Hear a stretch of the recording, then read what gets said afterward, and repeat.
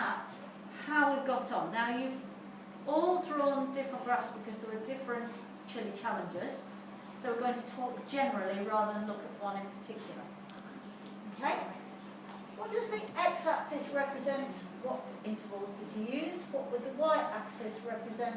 What intervals do you use? Right, x-axis. First of all, the x-axis is always the thing that you change. Good. And the y-axis is the thing that you measure.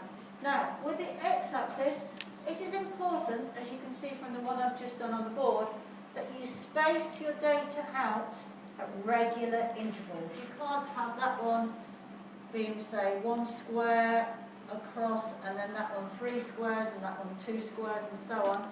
You've got to space it out at regular intervals with the same gap between them, and label them. So in this case, I've done a little line graph.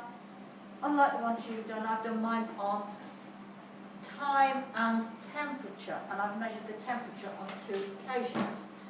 So we've got the thing that we're going to change, which is the time that we take the temperature.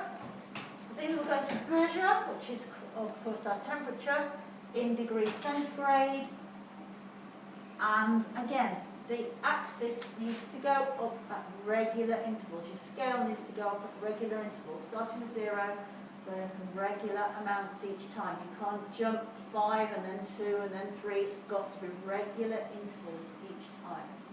And I've used the data that I collected.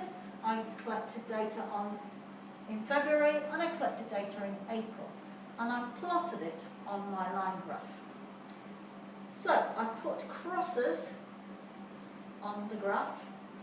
So 7 o'clock in the morning, it was 2 degrees.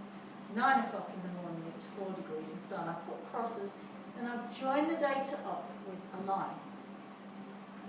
And then I've done the same for April and joined the data up with a line.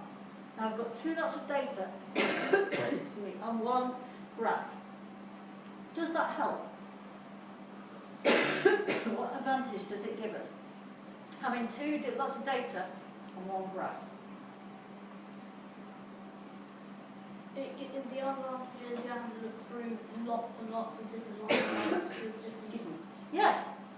Good. So you can see straight away, if I said to you, was it warmer at 1 o'clock in April than in February, you could see straight away what it was like at 1 o'clock in February, what it was like at 1 o'clock in April. You could compare the data.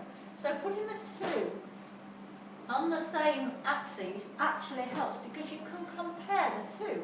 You can see when it was warmer, when it was colder. Why do you think I've done them in different colours? So you know which one's which. So you know which one's which. So yeah, I've done the February one in green, the April one in blue. You can see straight away which one is which. If I'd done them in the same colour, we might have been in danger of mixing them up. Okay?